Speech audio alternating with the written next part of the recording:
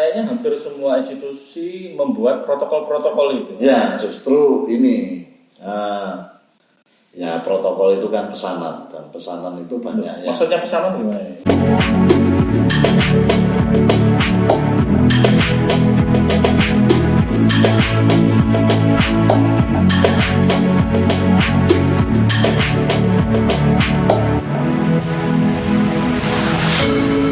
Sobat komunitas, kita ketemu lagi di acara podcast Avirus.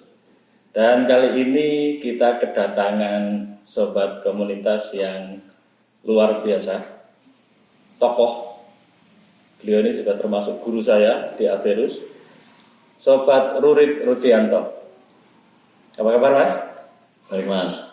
Sobat Rurit ini merupakan senior kita yang kiprahnya luar biasa, jam terbangnya sampai ke nasional.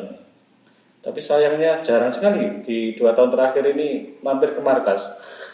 Sibuk atau lagi menghindari ketemu sama saya, Mas? Ini Mas, banyak aktivitas di luar, tapi selama dekat-dekat ini sebenarnya tidak banyak keluar, malah justru banyak aktivitas di rumah saja. Nah itu agenda penyemprotan di puluhan ribu titik itu kan juga masih sulit keluar rumah itu. Oh ya, itu kan kita bersama relawan. Jadi relawan-relawan kita libatkan untuk melakukan disinfeksi di fasilitas-fasilitas publik, di tempat-tempat beribadah, tidak hanya masjid, ada pura, ada gereja. Oh, tidak hanya masjid ya? Ya, ada wihara, kita semprot, pasar, perkantoran, layanan kesehatan juga kita semprot. Total berapa Mas kemarin sampai terakhir? Terakhir 120 lebih ribu titik ya sudah. Di Malang Raya? Di Malang Kabupaten saja. Malang Kabupaten aja 100 lebih, 100 ribu lebih titik, luar biasa. Itu berapa jumlah personel yang diterjunkan itu? Kita kan melibatkan di MBC NU. Ada relawan-relawan gabungan, ada relawan di tingkat cabang, kemudian melakukan pelatihan di MBC. MBC juga gabungan dari Banom-Banom, terus kemudian dari MBC juga melibatkan ranting, di ranting juga ada relawan-relawan desa. Jadi kita kerjasamanya begitu, jadi kita buatkan sistemnya, kita sediakan APD-nya, kita sediakan cairan disinfektan. Alat semprotnya dari? Alat semprotnya kan bisa pakai petani itu semuanya punya, ya kelompok-kelompok tani itu kita punya. Jadi ngapain lah kita beli kita beberapa ya. Kita beli cuma prinsipnya kita data yang punya kapasitas. Jadi kapasitas kalau dalam hal penyemprotan ya berarti punya alat. Tinggal kita lengkapi APD. APD pun itu hanya mantel, terus kemudian kacamata, face shield, terus masker yang khusus untuk penyemprot, dan sepatu mereka juga sudah punya. Kalau ke kebun kan mereka sudah pakai sepatu bro. Ya. Jadi itu saja yang kemudian kita manfaatkan. Prinsipnya seadanya, yang sudah ada itu sudah ada dikumpulkan. Dan itu lintas ya, tidak hanya elemen NU ya, tapi juga beberapa elemen yang lain yang bisa disatukan untuk kerja-kerja yang memang di awal-awal bulan itu cukup heboh ya, cukup mengkhawatirkan, pada takut semuanya, tapi bisa berkolaborasi dengan banyak orang itu, dan akhirnya berapa titik yang banyak disentuh. Jadi sobat komunitas sudah diketahui Mas Rurit ini sekarang menjadi ketua Lembaga Bencana NU LPBI NU Kabupaten Malang. Meskipun sebenarnya kiprahnya di kebencanaan sudah lintas pulau lah, banyak sekali aktivitas beliau karena sibuk waktu itu, susah ditemui, kadang di Makassar, kadang di Papua, banyak sekali aktivitasnya. Tapi khusus di kebencanaan ini fokusnya adalah sementara di Kabupaten Malang ya. Betul, jadi kebetulan saya ditunjuk oleh PCNU untuk menjadi koordinator dalam penanganan pencegahan dan penanganan COVID-19 ini ya, khusus di NU, yang kemudian menggerakkan elemen-elemen yang lain, badan-badan otonom yang ada di NU, Terus kemudian struktur-struktur yang di bawahnya juga kita gerakkan. Kok mau Mas digerakkan Mas? Ya karena prinsip menggerakkan itu kan kepentingannya sama. Mereka merasa ada sesuatu yang mengganggu, artinya ada bahaya, ada ancaman berupa coronavirus ini, maka kemudian kita ketemukan bahwa salah satu upaya untuk mencegah adalah dengan melakukan disinfeksi fasilitas-fasilitas publik, walaupun toh sebenarnya ini hanya salah satu bagian saja untuk pencegahan ya, salah satu aja ya. Salah satu, dan ini kemudian kita buatkan sistem pelaporan, jadi ya ini agak kerja keras juga kita. Kemudian pelaporannya itu menggunakan format ya sederhana. Kalau masyarakat awam itu kan biasanya suka kirim foto di media sosial. Kemudian dikasih keterangan satu kalimat gitu aja, 5W 1H ini. Kemudian ini kita masukkan data itu jadi data peta. Jadi untuk melihat rata tidaknya persebaran kegiatan penyemprotan bisa dilihat dalam sebuah peta. Di mana daerah-daerah yang belum tersentuh oleh penyemprotan, mana yang harus didatangi lagi, mana yang harus didatangi lagi, karena penyemprotan kan sifatnya harus rutin, terutama untuk kegiatan-kegiatan yang mengumpulkan banyak orang, seperti kalau di masjid ya sholat Jumat, sesudah dan sebelum ini harus disemprot. Kalau di gereja ya menjelang kegiatan di gereja, di pura ya itu sebelum dan sesudahnya harus secara rutin. Dan kita sifatnya ini, misalkan kalau di gereja, awal-awal dulu kita juga pemuda gereja gitu, misalkan kita libatkan untuk melakukan, kita ajari cara mencampur cairan disinfektannya, terus kemudian desinfektan yang tidak mempengaruhi lingkungan itu apa, terus kemudian APD-nya itu yang dibutuhkan apa, jangan sampai kemudian niatnya kita ini menolong, menyelamatkan orang, malah kita yang mencelakakan diri sendiri, kita selamat gitu. Jadi malah sebaliknya kita yang ditolong. Karena prinsipnya kalau disinfektan itu kan tidak boleh kena kulit, apalagi mata. Itulah mengapa yang bilik-bilik disinfektan itu tidak direkomendasikan sebagai ini ya. Kita tidak merekomendasi itu, selain biayanya mahal, terus kemudian belum tentu aman ya. Padahal penyemprotan itu hanya salah satu pencegahan COVID-19 ini. Itu pun sudah menyita energi ya Mas Rudi, menyita energi yang luar biasa. Itulah mengapa kemudian meskipun Kabupaten Malang sudah dilakukan sekian ratus ribu titik itu, ternyata kita juga tetap PSBB kemarin ya, sempat ada PSBB. Sebenarnya PSBB itu memang harus atau gimana menurut Mas Rudi itu? Faktanya ketika hari ini PSBB dicabut, ya tidak dalam kondisi trennya yang signifikan turun. Gimana Mas Rudi? Ada banyak faktor sih ya, tidak bisa kemudian ini dinilai kenapa harus PSBB, terus kemudian kenapa PSBB dihentikan, kemudian ini datanya semakin meningkat per kemarin aja kalau tidak salah sekitar 164 atau 67 ya data terakhir Kabupaten Malang yang itu positif. Jadi mau PSBB atau tidak itu sebetulnya posko yang kemudian ini jadi tim pengendali ini harus benar-benar siap, baik itu PSBB atau tidak. Namanya juga kalau di dalam situasi ini kan kita ngomong situasi darurat. Ya betul. Jadi harus benar-benar satu komando di dalam pengendalian. Nah kemudian kenapa kemudian setelah berakhir PSBB kemudian grafik angka positif ini juga tidak melandai. Ini juga banyak faktor, bisa jadi karena memang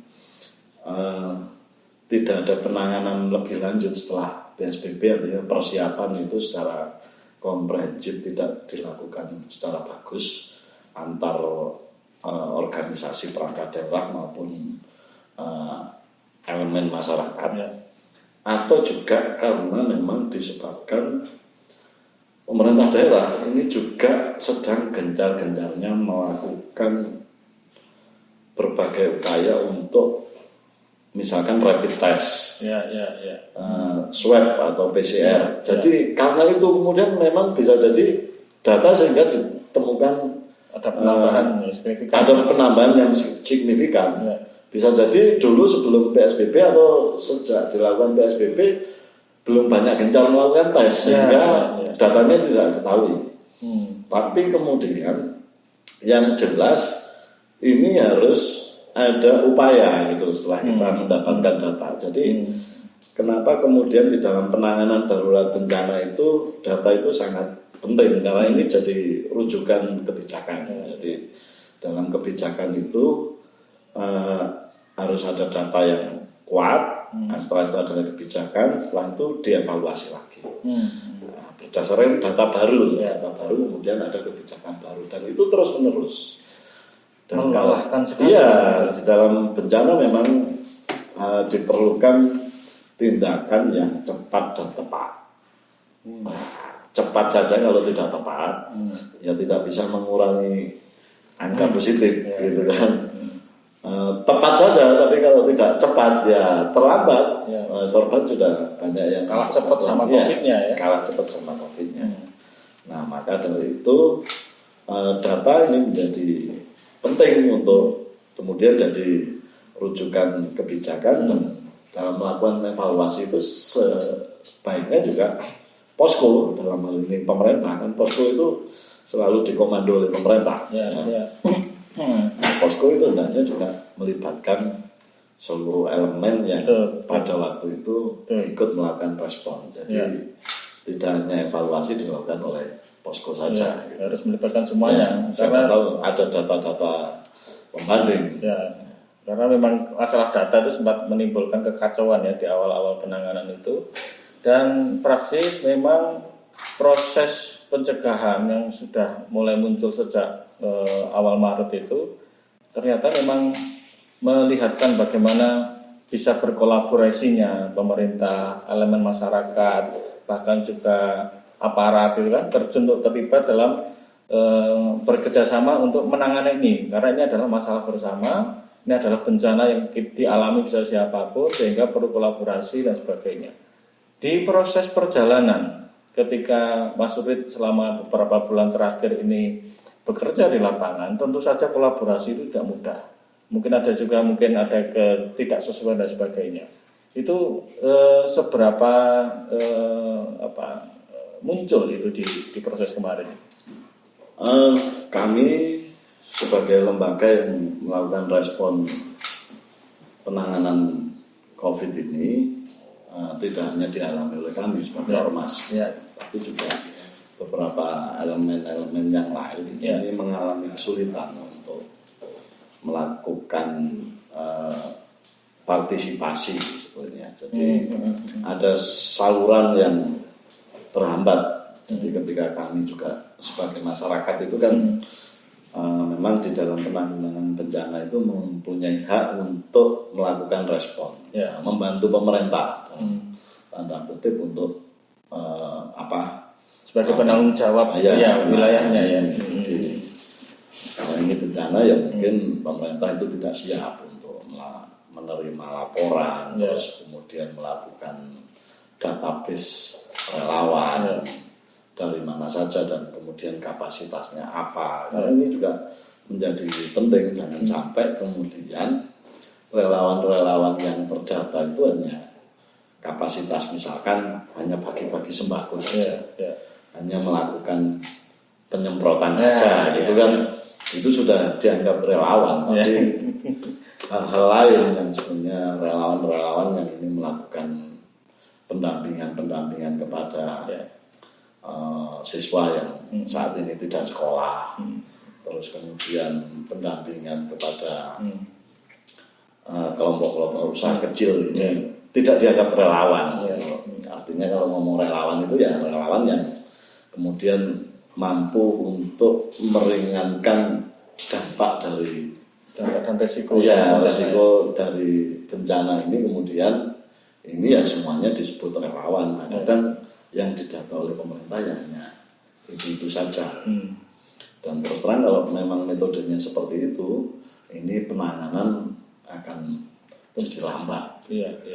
Tidak tepat dan tadi ya. Ya, tidak tepat dan tidak tepat itu kan. Ya. Makanya kemudian definisi penanganan bencana kan kemudian memunculkan istilah yang namanya mitigasi gitu kan, bahwa ini sebenarnya tidak ada perlu penanganan yang secara konsep itu bisa dijelaskan Mas Rinda, masalah mitigasi itu sebenarnya gimana? Gambaran sederhananya buat saya yang nggak paham. Jadi mitigasi ini sebetulnya adalah upaya untuk melakukan pencegahan. Nah, di dalam bencana COVID ini unik berbeda dengan bencana-bencana lain seperti bencana alam. Nah, kalau COVID-19 ini bedanya dengan bencana alam begini. Kalau bencana alam itu bencananya yang mendatangi orang. Jadi misalkan kita berada di sini ada tanah longsor, maka longsorannya yang sampai di sini datang ke sini. Nah, COVID ini berbeda. Jadi COVID ini justru ini kita yang korbannya yang mendatangi COVID. Karena sebetulnya bahwa COVID ini menurut para ahli ini kan tidak bisa kemana-mana, gitu kan? Nggak bisa. COVID ini nggak bisa terbang. Nggak bisa jalan, nggak bisa lari, dan nggak bisa geremet namanya COVID ini. Nah, itulah pentingnya kita kemudian mengenali karakter bahaya atau ancaman bencana ini. Nah, ini yang kemudian nanti akan ada bagaimana pencegahannya, gitu kan. Nah, karena COVID ini bisa kemana-mana, ini kan hanya dibawa orang. Nah, maka dari itu kita juga harus mengenali namanya kerentanannya.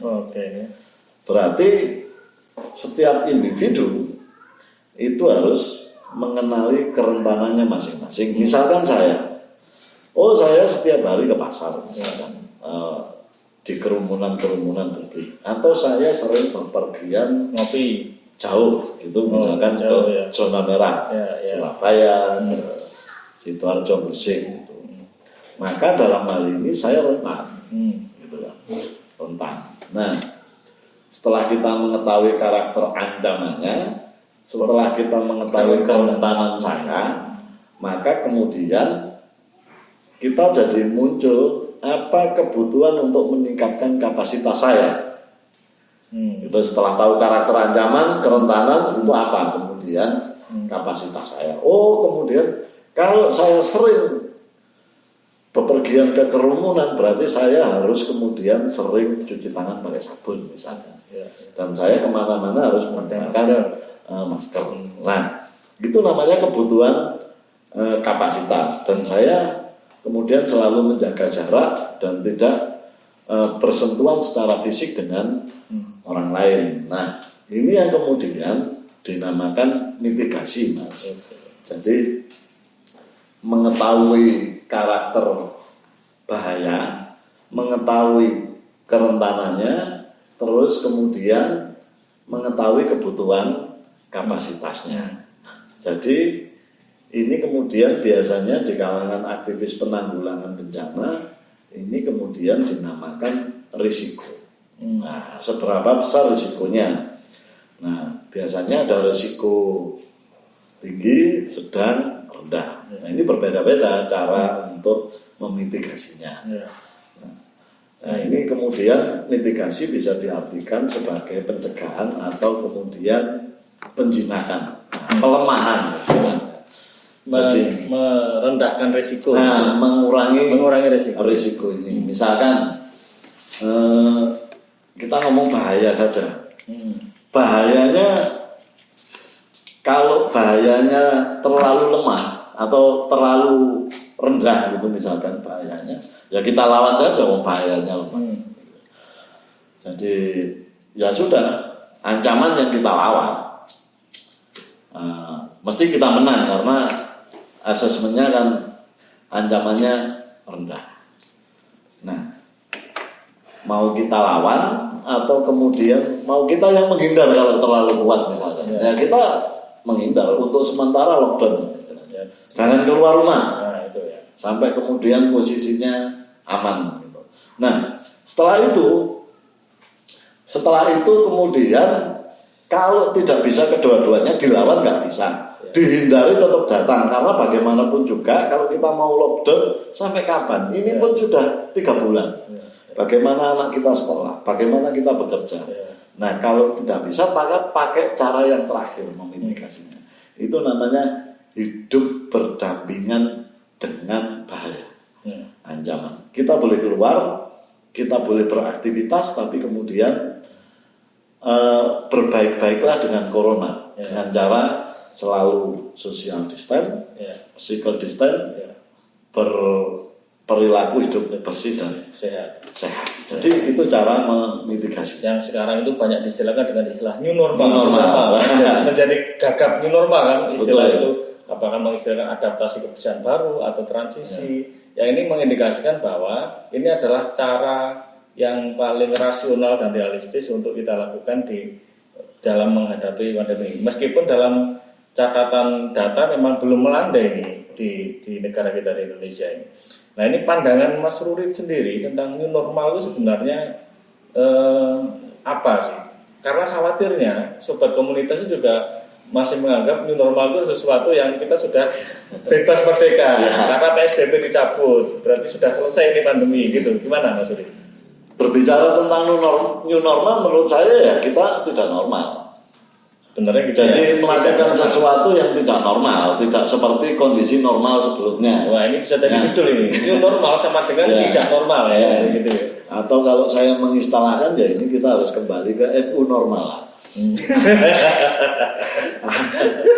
Bukan new normal, ini NU normal. Jadi yang tidak normal ya. Kita sebagai warga NU itu harus jadi pelopor untuk kenormalan baru. Saya kadang malah curiga dengan pemerintah ini kalau ngomongin new normal ini malah apakah ini lempar tanggung jawabnya pemerintah yang karena sudah tidak bisa menyelesaikan persoalan COVID ini sudah diserahkan kepada masyarakat, ini mau diselesaikan ya apa? Lempar anduk itu ya. Ini kayaknya hampir semuanya menganggap begitu Mas. Ya, tapi yang perlu diingat sebetulnya ancaman ngomong bahaya COVID ini kalau menurut saya ini belum bisa diprediksi mau sampai kapan. Ya, betul. Vaksinnya juga masih lama gitu kan. Kayaknya sih belum tentu 3 tahun lagi akan hilang. Maka dari itu ya menurut saya mitigasinya yang paling tepat ya memitigasi dengan kita harus hidup berdampingan dengan COVID mau tidak mau. Nah, kemudian dengan cara yang pengenalan risiko seperti itu tadi. Kalau di dalam tahapan bencana ini kan sebenarnya kita masuk di transisi darurat ke pemulihan. Padahal belum. Sudah. Ya, maksudnya kan ini kan belum pemulihan, bencana masih terjadi. Transisi, jadi masih transisi. Ya, transisi ini bisa lama, maksudnya begitu ya? Bisa tergantung ini ya mau kita. New normal itu sebetulnya pemulihan Mas. Pemulihan ya. Cuma Jawa Timur kan belum skornya belum memenuhi syarat untuk syarat transisi ya. Ya, new normal masih transisi hari ini.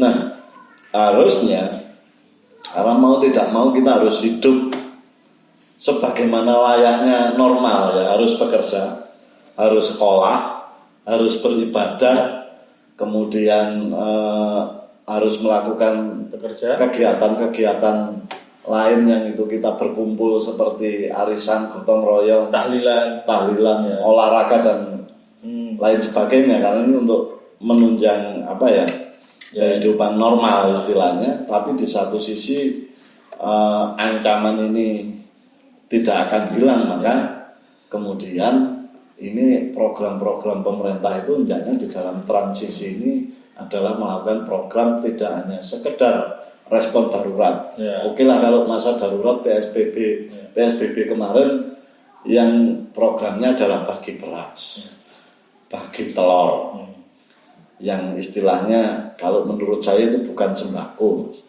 Kalau sembako itu mesti macam 9. Ya, jumlahnya 9 ya. Jumlahnya 9 ya. Kalau telur, minyak, beras itu ya 3 bako. Ya, jadi bukan sembako. Itu oke lah pada saat-saat darurat. Tapi pada saat-saat kondisi transisi darurat pemulihan itu harusnya adalah program-program early recovery, pemulihan dini. Jadi menyiapkan masyarakat yang akan kembali ke sekolah, anak-anak mondok. Sekolah harus dibuka karena kalau sekolah tidak dibuka ini akan lebih bahaya dampaknya. Pendidikan akan terhenti. Maka investasi pengetahuan pemerintah ini juga akan terhenti dan dampaknya nanti target IPM tidak akan tercapai. Karena ini ngomong pendidikan kan pondasi sebenarnya dalam membangun bangsa gitu kan. Kalau di dalam bencana alam itu tidak boleh Mas pendidikan terhenti. Walaupun toh sekarang daring ya. Tapi siapa yang kemudian bisa menjamin bahwa kualitas model belajar dari rumah itu bisa efektif gitu kan. Tapi pendidikan offline, pertemuan tatap muka ya harus dilakukan karena di dalam undang-undang sendiri kan juga berbicara bahwa pendidikan itu hak segala bangsa. Jadi kalau di dalam bencana alam pun itu maksimal 3 hari Mas. Sekolah darurat harus sudah. Makanya mau tidak mau transisi dan adaptasi itu harus dilakukan. Transisi dan adaptasi itu harus segera dilakukan, tapi dengan menerapkan prinsip-prinsip untuk mengurangi risiko tadi. Bahasanya ada protokol ini, protokol itu. Protokol. Ini kan jadi ribet. Protokol ini dan kayaknya hampir semua institusi membuat protokol-protokol itu. Ya, justru ini. Ya protokol itu kan pesanan dan pesanan itu banyak. Maksudnya pesanan gimana? Ya artinya pemerintah itu memesan ke pihak-pihak lain. Artinya kan begitu. Nah pihak-pihak lain itu membuat protokol itu seakan-akan rumit, seakan-akan jelimet. Boleh dan tidak boleh. Ya boleh dan tidak boleh sehingga orang menjalankan protokol ribet. Nah itu kan. Padahal sebetulnya sebelum membuat protokol-protokol itu yang harus dilakukan oleh pemerintah ini adalah komunikasi risiko. Substansinya itu substansinya komunikasi risiko itu. Kalau orang sudah paham risikonya, dia akan secara sadar protokol apapun yang dibuat dia akan melakukan. Karena dia sadar bahayanya, sadar apa yang membuat dia rentan, dan kemudian tahu kapasitas apa yang kemudian dibutuhkan.